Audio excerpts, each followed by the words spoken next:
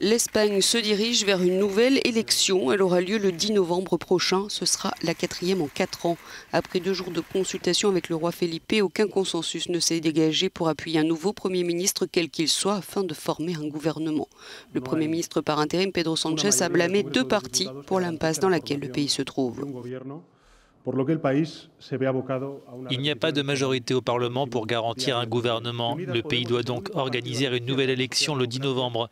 Unidas Podemos est le seul parti de gauche qui nous a bloqués pour la 4e fois avec l'opposition conservatrice, empêchant ainsi la création d'un gouvernement progressiste dirigé par le Parti socialiste.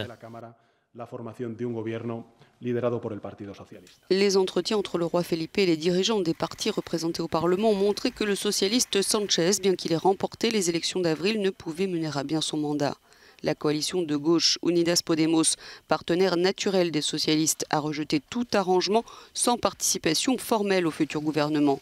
Après l'annonce du roi, à son tour, le dirigeant d'Unidas Podemos, Pablo Iglesias, a blâmé Sánchez pour cette impasse et son mépris pour les règles fondamentales de la démocratie parlementaire. Il n'est pas raisonnable que seuls les 7 millions de personnes qui ont voté pour le Parti socialiste soient représentées dans un gouvernement progressiste. Les 4 millions qui ont voté pour nous devraient être représentés. Il est déraisonnable d'essayer de devenir Premier ministre sans rien donner en retour. Le centre droit Ciudadanos n'est pas non plus allé très loin avec Pedro Sánchez. Il voulait qu'on lui garantisse qu'il n'y aurait pas d'augmentation d'impôts et qu'une position ferme serait adoptée à l'égard des partis séparatistes.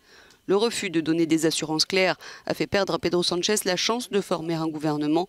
Sans nouveau candidat au poste de Premier ministre, de nouvelles élections sont donc inévitables en Espagne.